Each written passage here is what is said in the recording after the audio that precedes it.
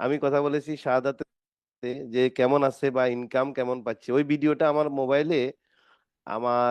মোবাইলে বা কম্পিউটারে এখনো রেকর্ড আছে। এই যে দেখতে পাচ্ছেন, এটা এটা হলো, আমি রেকর্ডটা আমাদের আজকে দর্শকদের উদ্দেশ্যে একটু শোনাবো। তারপরে আপনাদের কাছে আপনি মামুন সাথে থাকেন, হ্যাঁ?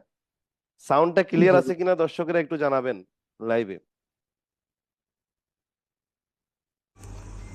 যিনি দুবাই প্রবাসী মারা গিয়েছে 2020 সালে। হ্যাঁ, আমি এখন তাকে কল দিচ্ছি, ওনার ওয়াইফে, ওনারা কেমন আছে আজকে 2.5-3 বছর আগে মারা যাওয়ার পরও একটু খোঁজ খবর নিয়ে। সাউন্ড ঠিক আছে কিনা একটু জানাইয়েন দর্শক যারা লাইভে আছে। আসসালামু আলাইকুম। সাদত ভাইয়ের ওয়াইফ বলছেন? হ্যালো, আসসালামু আলাইকুম। ওয়ালাইকুম জি। সালাম। সাদত ভাইয়ের ওয়াইফ বলছেন? জি। আমি শাহজাহান ডিএক্সএন এর একজন ক্রাউন ডায়মন্ড। তো আমিও দুবাই ছিলাম। শাহাদাত খুবই কাছের একজন ভালো মানুষ ছিল। তো উনি 2020 সালে করোনায় মারা গিয়েছে মে মাসে। তো আমরা অনেকেই এখনো দোয়া করি। ওনার ইউটিউবে অনেক ভিডিও আছে, ইউটিউবের ভিডিও, ডিএক্সএন শাহাদাত ওনার ইউটিউব চ্যানেল। উনি 2.5-3 বছর আগে মারা গেছে, এখনো ইউটিউবের ভিডিও দেখে মানুষ ডিএক্সএন এর ব্যাপারে জানে, বুঝে এবং শিখতেছে। মৃত্যুর পরেও যে মানুষ ভালো কাজ করে রেখে যেতে পারে, এটা আল্লাহর একটা রহমত, এবং অনেক মানুষ ওনার জন্য এখনো দোয়া করে। তো আপা, আমি এই কল করছি হলো, উনি দুবাইতে গিয়েছে। আপনাদের বিয়ে হয়েছে কত সালে, বা দুবাইতে যাওয়ার পরে নাকি আসার পরে? আমার বিয়ে হয়েছিল 2018 সালে। জি। তখন কি উনি ডিএক্সএন এর মেম্বার হয়েছে?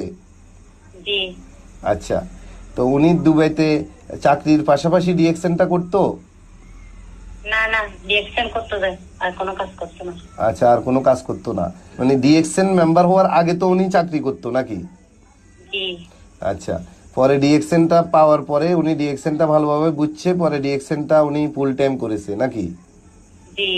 আচ্ছা। তো 2018 সালে ডিএক্সএন করছে, 19 সালে করছে, 20 সালে করছে। আপনাদের ছেলে মেয়ে আছে? জি, একটা মেয়ে আছে। মাশাল্লাহ।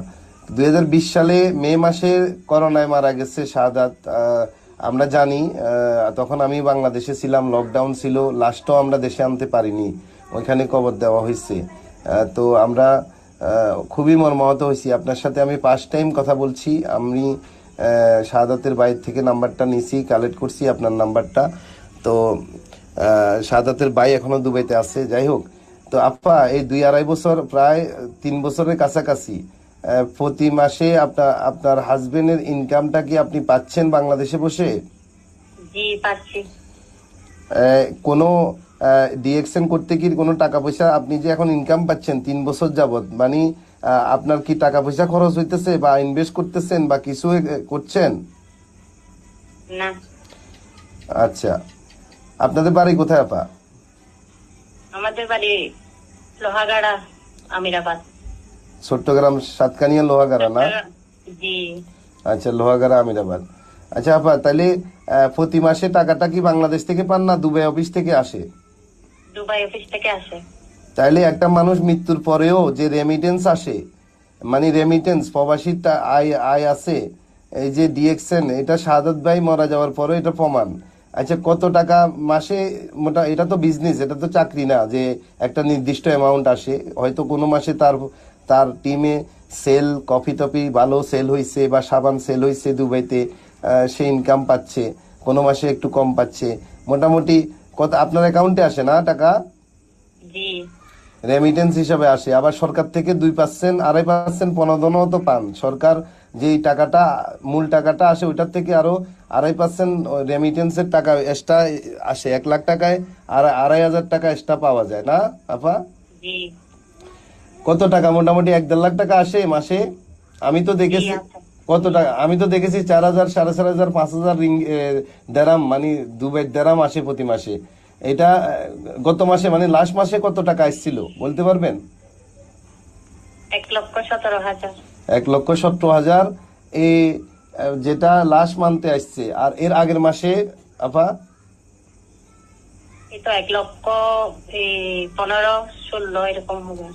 প্রতি মাসে মানে এরকমই হয় না, 1,17, 18, 20, 22 এরকম নাকি? জি। তো যাই হোক, আমি এখানে আরো 3-4 জন লিডার আমাদের মারা গেছে। একজন মালয়েশিয়া প্রবাসী জাহিদ, তার ওয়াইফের সাথেও আমার কনভারসেশন আছে, এটা 6 মিনিটের ভিডিও অডিও। আরেকজন ফজলেল্লাহি ভাই কুমিল্লা, সৌদি আরব প্রবাসী, ওনার ওনার ছেলের কনভারসেশন আছে, উনি মারা গেছে 2022-এ। এটা সময় নাই। যাই হোক, আমি যেহেতু আজকে শাহাদাতের 2জন বিজনেস পার্টনারকে নিয়ে আসছি আপনাদের সাথে, এই জন্য আমি শাহাদাতের ওয়াইফের ভয়েসটা আমি শোনালাম আমাদের সম্মানিত দর্শকদের উদ্দেশ্যে, এবং আমি এই ভয়েসটা শোনাবো। রেকর্ডিং করার সময় অনুমতি নিয়েছিলাম আমার সম্মানিত, আমি শ্রদ্ধা রেখেই বলছি, আমাদের শাহাদাতের ওয়াইফের কাছ থেকে অনুমতি নিয়েই আমি এই ভয়েসটা রেকর্ড করে রাখছি।